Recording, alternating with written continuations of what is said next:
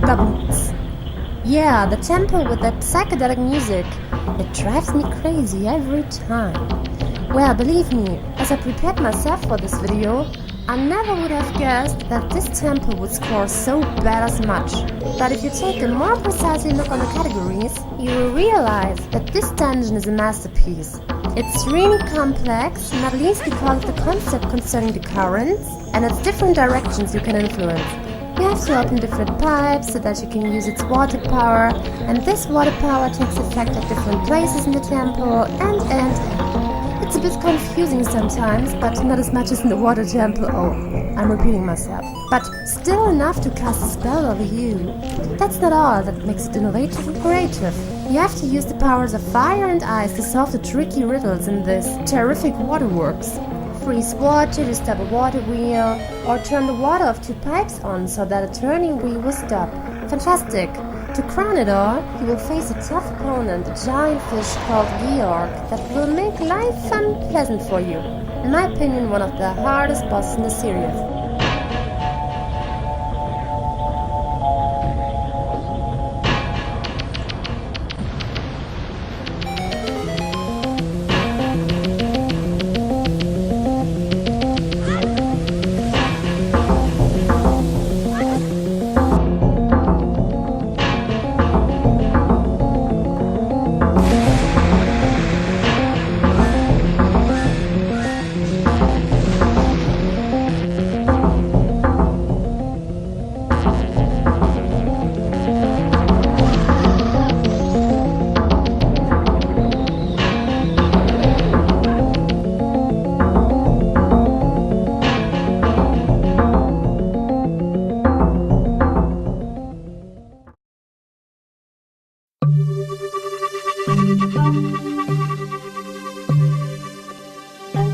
Dungeon located on a ship that is moving on a sea of sand, and it's not just a location.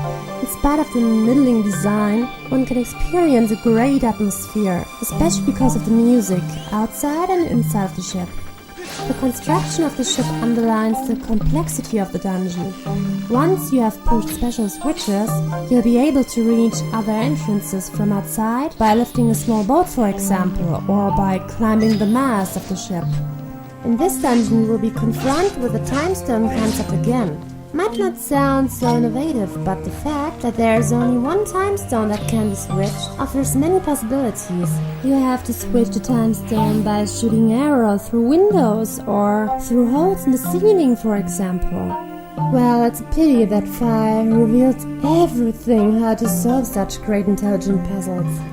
Nintendo seems to be afraid gamers could be that stupid. Well, I don't know. Well, last category, enemies. I missed enemy variety in the dungeon. Well, this is a problem concerning the whole game, Skyward Sword. And on the ship there are no enemies but these goblins. Nothing more. Not so righteous. But the battle against Tantalus was the most epic boss battle in Zelda history. Except for the Gen battles, of course. It reminded me a bit of the Resident Evil fight against Ouroboros or Harry on the ship floor.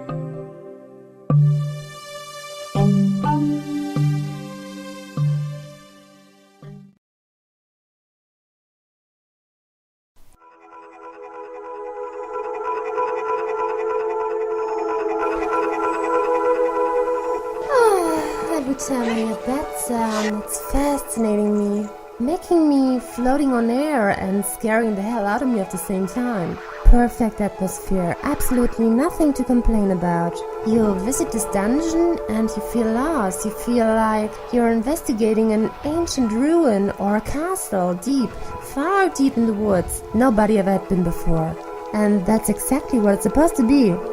The idea of the four spirits is fantastic. You feel haunted in this dungeon all the time, more than in the Shadow Spirit Temple.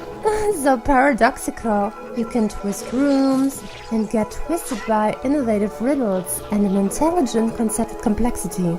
Once you twisted the rooms, you will be able to jam through holes that lead you into lower floors, although they used to be at the ceiling. You're busy in chasing ghosts, turn rooms around, and solve block puzzles just to get deeper into this masterpiece of temple, where the creepy and tough Phantom Ganon awaits you on his demon horse. Adequate difficulty, tough opponent fitting awesome to the dungeon theme, and even the enemies within the temple are well stuffed there. Not too easy, not too hard, rich in variety, and I love those starfalls and these creepy hands. Enjoy the last minute of this great atmosphere. I'll be muted now while I'm getting a gamer orgasm.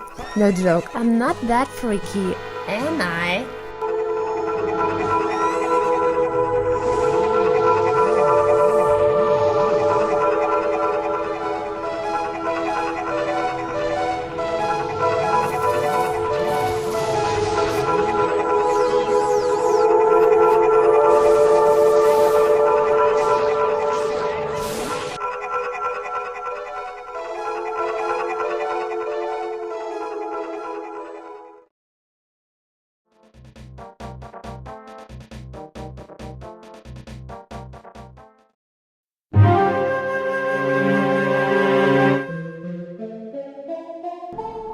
Finally, this is it, the first place gold medal.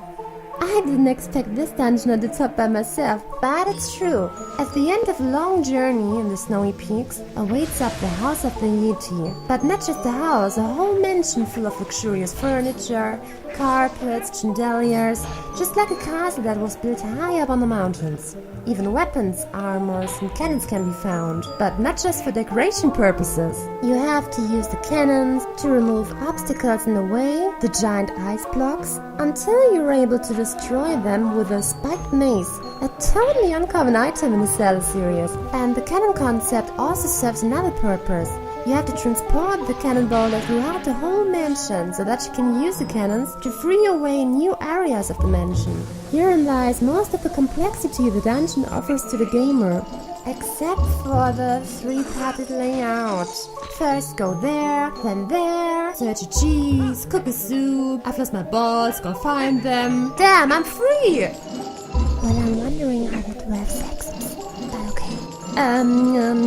This dungeon also proves the importance of the compass, which reveals you treasure hidden in the snow of the inner yard. Very clever. And you won't be disappointed by the enemies either, because they are convincing by variety and difficulty, especially those ice knights, the chill foes. And I think I don't have to mention this epic boss fight against Blizzetta, a typical Zelda moment. Not take Mira.